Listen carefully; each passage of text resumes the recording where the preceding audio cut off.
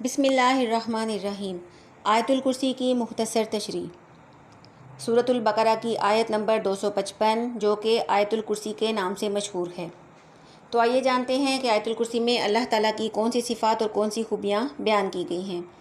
اللہ کے سوا کوئی معبود نہیں، وہ اکیلا ہے، وحدہ لا شریک ہے اور تمام مخلوقات کا رب، خالق اور آقا ہے۔ کوئی دوسرا اس کی خوبیوں اور اس کے اختیارات میں شریک نہیں ہے۔ اللہ تعالیٰ ہمیشہ سے زندہ ہے، ہمیشہ زندہ رہے گا اور کائنات کو وہی سنبھالے ہوئے ہے۔ اللہ تعالیٰ زمین و آسمان کا اور ہر اس چیز کا مالک ہے جو زمین و آسمان میں ہے۔ ایک دن آئے گا جب ساری مخلوق صرف اسی کے پاس، اسی کے سامنے حاضر ہوگی، اور وہ دن قیامت کا دن ہوگا۔ کوئی اس کی اجازت کے بغیر اس کے سامنے کسی بھی دوسرے کی سفارش یا شفاعت نہیں کر سکے گا۔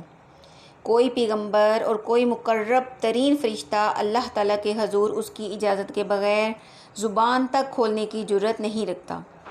قرآن مجید کی سورۃ الانبیاء کی آیت نمبر 28 میں ارشاد باری تعالیٰ ہے وَلَا يَشْفَعُونَ إِلَّا لِمَنِ ارْتَضَىٰ، وہ کسی کی سفارش نہیں کرتے سوائے اس کے جس کے حق میں سفارش سننے پر اللہ راضی ہو۔ اللہ تعالیٰ اپنے بندوں کے حالات سے بہت اچھی طرح واقف ہے اور ہر چیز اس کی نگاہوں میں یعنی اس کے سامنے ہے، اور زمین و آسمان کی یہ نگرانی اسے نہیں تھکاتی، اور اللہ تعالیٰ بہت عظمت والا ہے۔